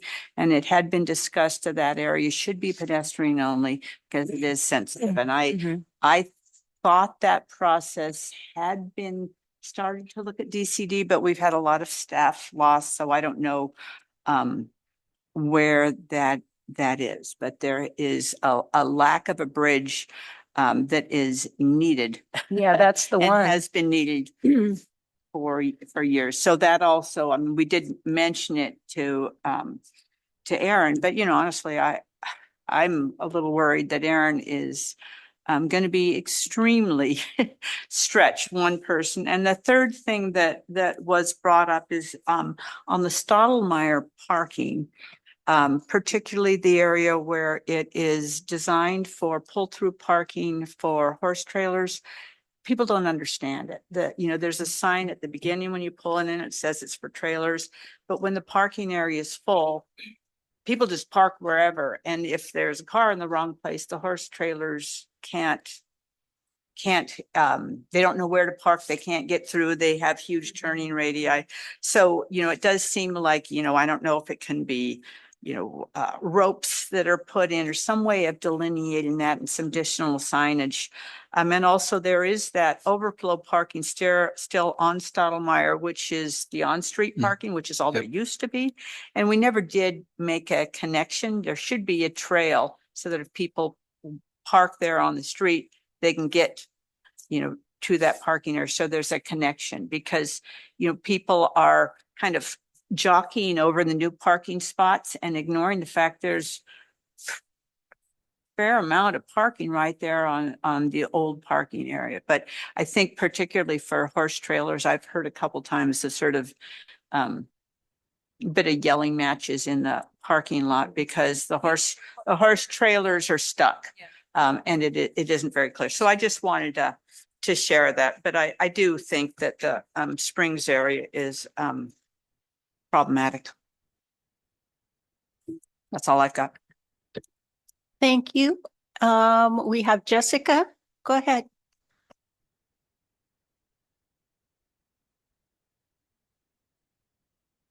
Hold on. Can you hear me? Yes, we can hear you. Okay.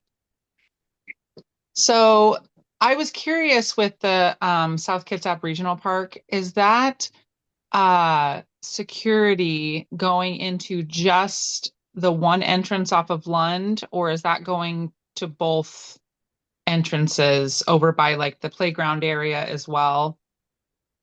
They are going to both areas. Okay, just curious because we've had some break-ins in the homes across the street on Jackson. So I was just curious if that also so there's no leads on who's doing this vandalism, I'm guessing, because they keep coming back and doing things. The right? sheriff's department did catch some kids who were doing damage, but I don't know if they're the only ones or not. So I'm not sure. Okay. Awesome. Thanks, Alex. Thank you. Any other comments regarding subcommittee, district representative reports? Anyone like to share? Oh, Larry, what's happening in the South? What's happening in the South? Well, other than the fact we're currently getting constituents beat up at Horseshoe Lake, no, that's bad taste. Glad I'm not the chair.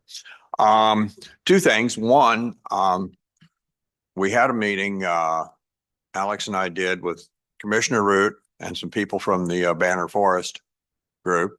And it was a very good, cordial meeting. We hammered out a lot of stuff. They were a lot more comfortable when they understood that nothing's going to happen in Banner. The commissioner flat said nothing is going to happen in Banner for at least a full year. And then it's going to go into the planning process that and the looking at it and everything else. But also part of what some little weasel at the time was a board chair and now is a washed up has been. One of the things that's always been kind of a pain to everybody, all the constituents, kind of us too, is we have never actually seen a written down, codified process for planning, which does add to a lot of the confusions. I don't think any of y'all will disagree with me on this one. And so part of the tasking coming out of that is going to be, they are going to put together the flow chart of how the planning process actually works so we can get everybody on the same page. That was a wonderful meeting. We walked out still being friends, no guns or knives on the table. So that was a good thing. The other thing is I had some people from the soccer league reach out to me because they had heard that they were looking for some grant money to do artificial turf and lighting at South Kitsap. And I gave them a complete digital blank stare and then looked into it a little more deeply. And the money is there and everything.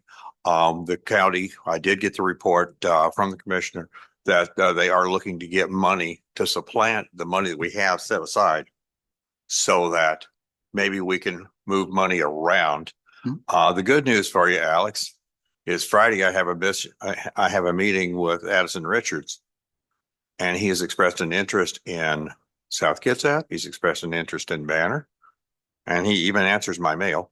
So that's fantastic. Yeah, I think it's great. Yeah. So we're going to have a nice conversation about that, and I will let you know whatever I find out. Okay. Thank you. Yeah, that's great, Larry. Yeah, I'm here for you, boss. You know, now that I'm not the chair, I got a whole bunch of spare time. Well, thank you. Any other reports from the districts? Okay, I want to take time for our community. Hang on, Joe. I was going to ask Mr. Marshall if he wanted to speak first, but go ahead. It's really just a question, but whoops. Sure. Right here, turn it on. Okay, is that better? Okay, awesome. I had a question regarding volunteer stewardship, but let me just first say, despite the vandalism at South Kitsap Regional, the broader area down there does very much appreciate the bathroom porta potties that are placed at both Harper and Banner. So thank you for the regular maintenance, et cetera, on that front. The question I have is, what is the intent for the steward program? Because we see or hear some contradictory information, and maybe there was some misrepresentation, but the real question is, what's the intent for the steward program? My perception, without absorbing a lot of different pieces of information that may already be out there, is that the kind of trail maintenance and community outreaches through the volunteer program, which involves a lead volunteer, and which is sometimes outsourced to WTA or similar organizations to go do trail maintenance. By the way, I'm now signed up for, because Aaron got back to me, thank you, Aaron, for the February 12th lead training program. So I will be participating in that. So thank you for setting that up. But we see a contradiction between what we heard from Aaron directly when reaching out to him on October 16th, 25, that he said due to staff shortages, we're no longer meeting with steward groups. But one of your first sentences in the director's report says staff continue to work closely with the stewardship program. So, not trying to hold people to the fire, but, trying to get clarity so that we as a community can participate in the most effective manners. Thank you. Why don't you either take my contact information or I'll get yours and we'll connect you with really Alex Hardy, who's overseeing the volunteer program, and Aaron, and they'll be able to provide explanation probably a lot better than I could. Okay. Yeah, Alan Marshall. What is the other Alex's last name? Hardy. Hardy. I know some of our group has connections there. But what's the best way for me to follow up on that? We'll connect via email to set up a time to meet and chat. Okay, great. Excellent. Thank you. Okay, Joe, go for it. Thank you. Joe Lubisher again. First of all, Larry, I will disagree with you. The planning was laid out in the 2018 PROS plan by Steve Starlin. Maybe not as explicitly because it was an appendix, but it's there. And one of the principles is building from the bottom up. And that takes me to the framework. I thought that was being put off to 2027. So if you're going to try to do it this year, it's time to start talking about it. And it's Jen and Jessica, let me say, what I'm going to say here is not new. It's a couple, 3 years old at least. Historically, there's been a problem with the planning at Port Gamble Forest Heritage Park because it's been top down. And one of the things I brought up 3 years ago was the lack of wetland identifications and a complete lack of any kind of mapping of critical area buffers. Now, Irene told us last summer that there would be no vegetative mapping, i.e. no wetland identification for Port Gamble. The framework as it stands says there's 8 wetlands in the 3,337 acres of the park. And we know that's a significant undercount.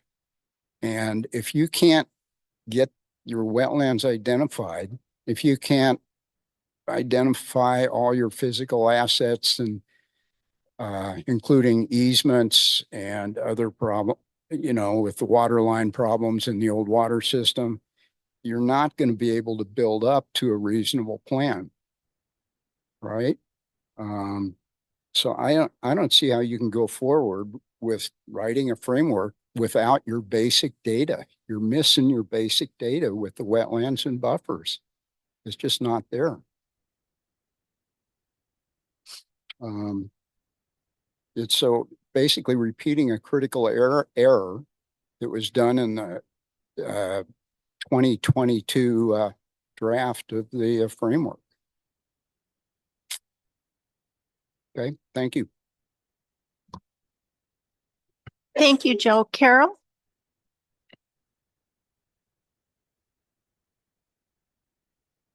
Not to beat a dead horse, there are 2 walking trails at Port Gamble Forest Heritage Park.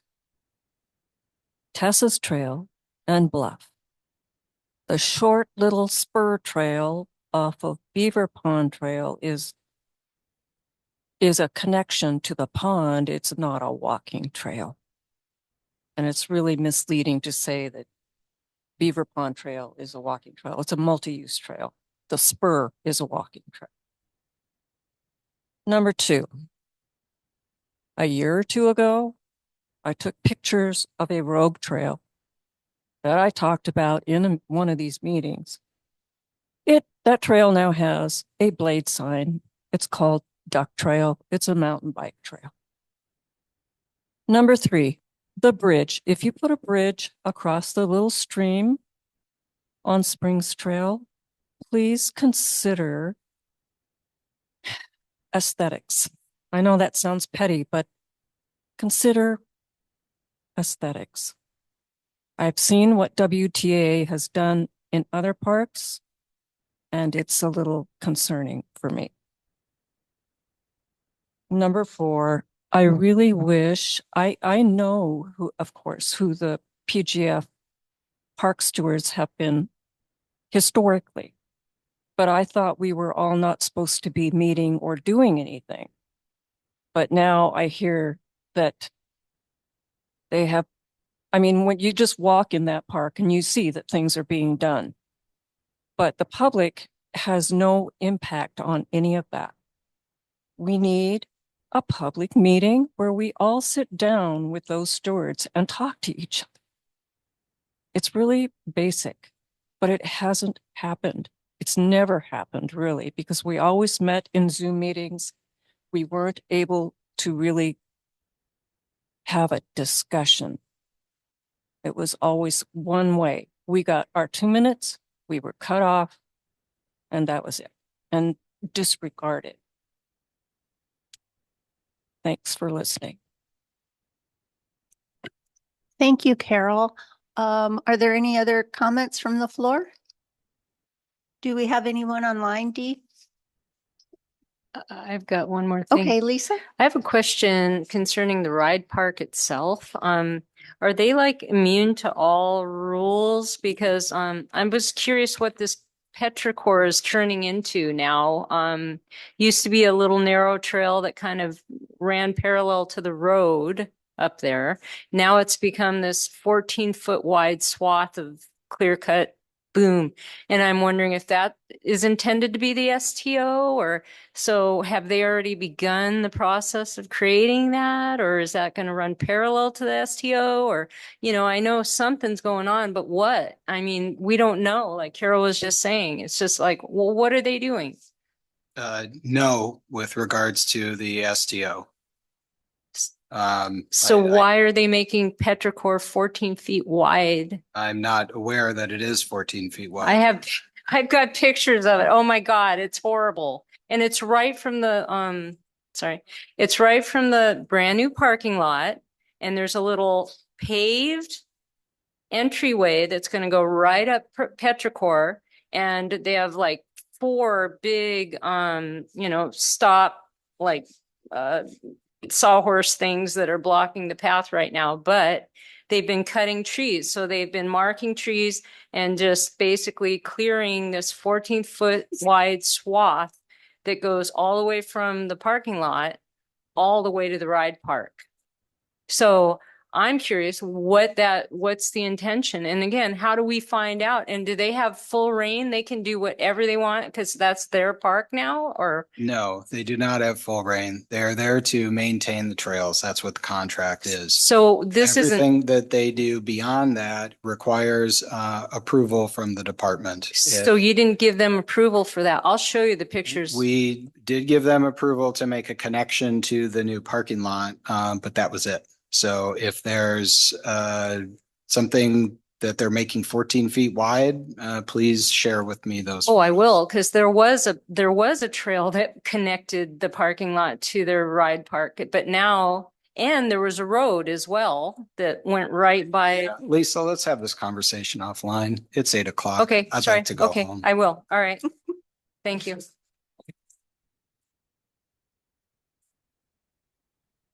Yes, go ahead for the public comment.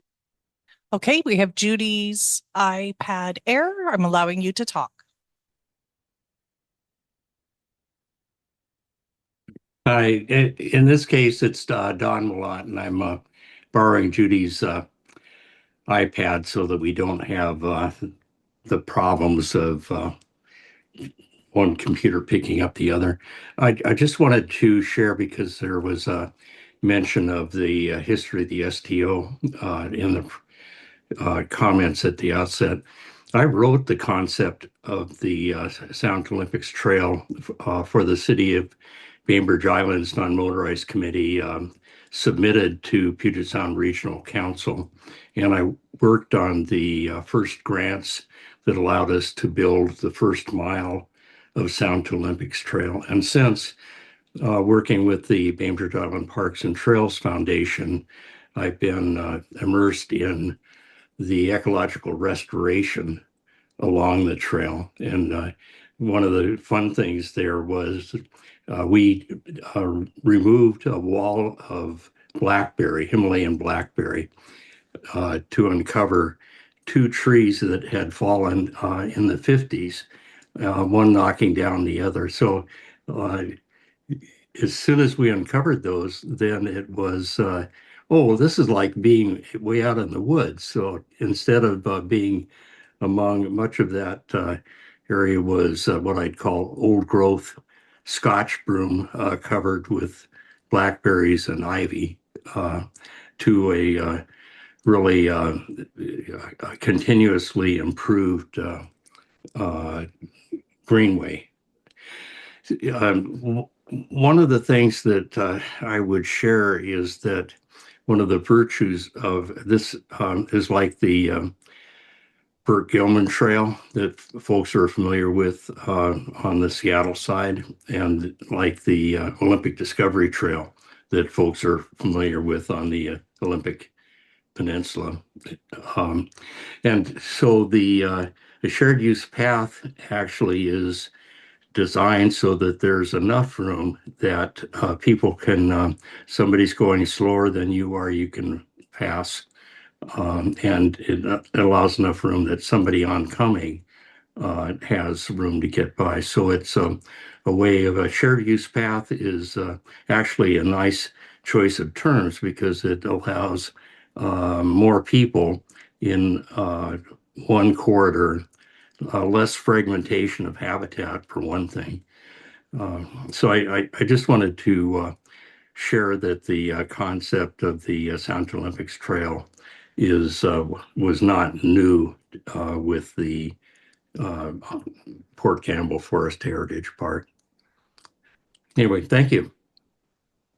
Thank you. Any further comments? I think we are ready to call it a night. Madam Chair, Yes. I make a motion, we adjourn. Do I have a second? Second. I have a motion and a second to adjourn. We are adjourned. Oh, I have to vote on that one? Oh, all right. Okay. Do I have to discussion this one? Yes. Okay. All right. Any discussion? All right. All those in favor of adjourning? We are unanimous. Thank you all.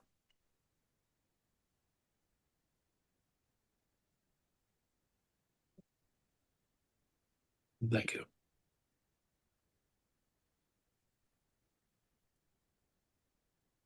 So